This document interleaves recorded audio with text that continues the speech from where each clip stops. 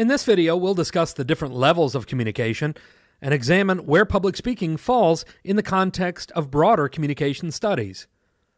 For the purposes of our discussion, we'll break down communication into 5 categories or levels: intrapersonal, interpersonal, small group, public speaking, and mass communication. While we don't have the time to have a comprehensive discussion of each of these levels right now, I will give you a little information on each so that you can have a better understanding of where public speaking fits in the larger spectrum of communication. Put simply, intrapersonal communication is communication with yourself.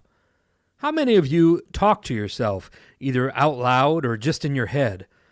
Do you ever debate a difficult decision, or make a mental to-do list, or daydream? Of course, we all do. Don't worry, this is all perfectly normal. Put in the context of the communication models that we discussed in a previous video, intrapersonal communication simply means that you're both communicator A and communicator B. Interpersonal communication adds a second person to the equation. Sometimes called dyadic communication, interpersonal communication involves a dyad or 2 people. Interpersonal communication can be classified as personal, meaning that it takes place in some sort of relational context, think of your family and friends there, or impersonal, which does not involve a relationship. Think here of the cashier at Walmart or random people who strike up a conversation while waiting in line. While not all interpersonal communication takes place in a relationship, interpersonal communication is the foundation of all relationships. Our need for and use of interpersonal communication also changes over time. Small group communication involves a group of at least 3 people and can include as many as 12 or so.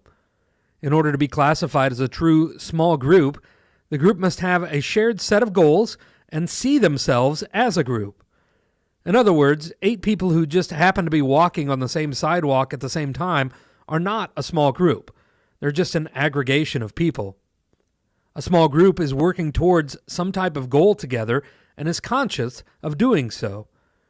The members of a small group also have some level of interdependence, meaning that the behaviors of one group member affects the other members of that group.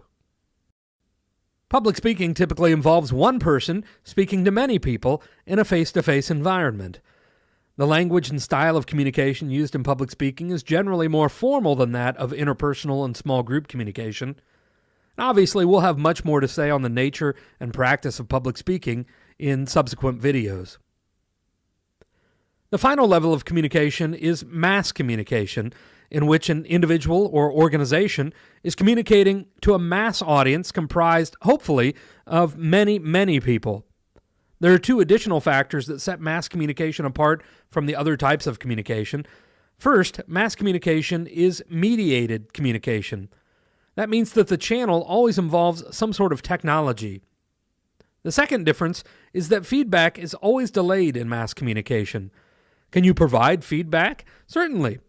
But the person or organization sending the message won't receive that feedback simultaneously. The message will already be sent before they hear from you. Now I have a question for you. In what ways do the other levels of communication, particularly intrapersonal, interpersonal, and mass communication, impact speakers and public speaking? Go ahead. I'll wait.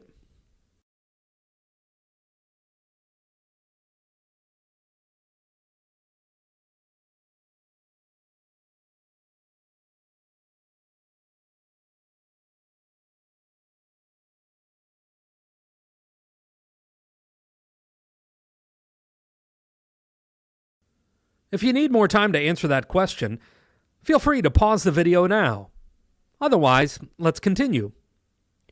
In this video, we discussed the different levels of communication: intrapersonal, interpersonal, small group, public speaking, and mass communication, and examined where public speaking falls in the context of broader communication studies. Check out some of our other videos for more insight into the public speaking process.